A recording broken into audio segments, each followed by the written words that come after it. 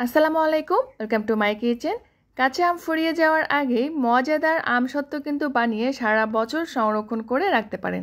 আর আজকে আমি আপনাদের সাথে দু রকমের আমসত্ত্ব রেসিপি শেয়ার করব। একটা হচ্ছে টক মিষ্টি আর একটা হচ্ছে টক ঝাল মিষ্টি। দুটো আমসত্ত্বই কিন্তু খেতে ভীষণ মজার হয়। আশা করছি আপনাদের কাছেও ভালো লাগবে। ভিডিওটি ভালো লাগলে প্লিজ একটি লাইক করবেন, কমেন্ট করবেন, সেই সাথে আমার চ্যানেলের সঙ্গে থাকবেন।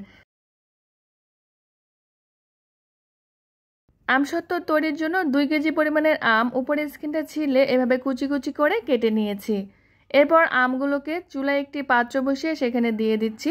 দিয়ে দিব 1 কাপ পরিমাণে পানি সেদ্ধ হওয়ার জন্য।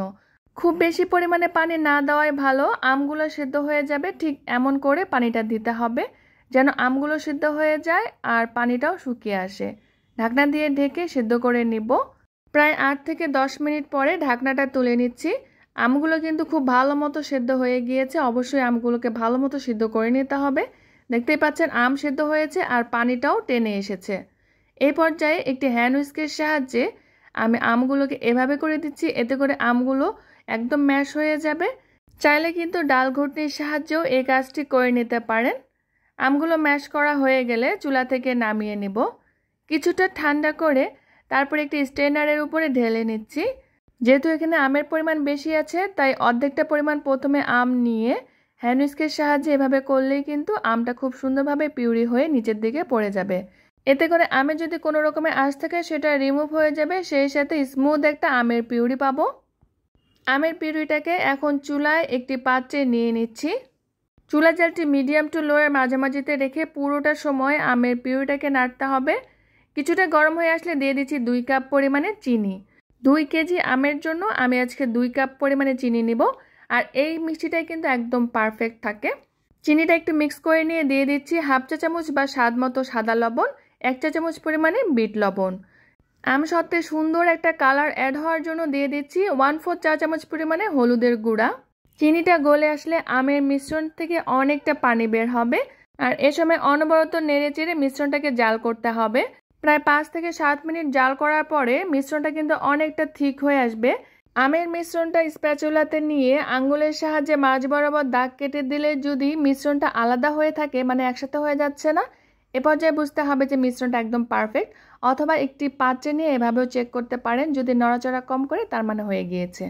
এই পর্যায়ে চুলার জালটি অফ করে দিয়েছি আর কিছুটা আমের পিউরি আমি অন্য একটি পাত্রে নিয়ে নিচ্ছি। যেহেতু আমি বলেছি 2 রকমের আমসত্ত্ব তৈরি করব। বাকি মিশ্রণটাতে দিয়ে দিচ্ছি 1 চা চামচ পাঁচফোড়নের গুঁড়া, হাফ চা চামচ জিরার গুঁড়া, 1/4 চা চামচ কালো গোলমরিচের গুঁড়া, চাইলে সাদাটাও দেওয়া যায়, 1.5 চা চামচ পরিমাণে চিলি ফ্লেক্স বা শুকনো মরিচ হালকা একটু ভেজে গুঁড়ো করে সেটা দিয়ে দিয়েছি।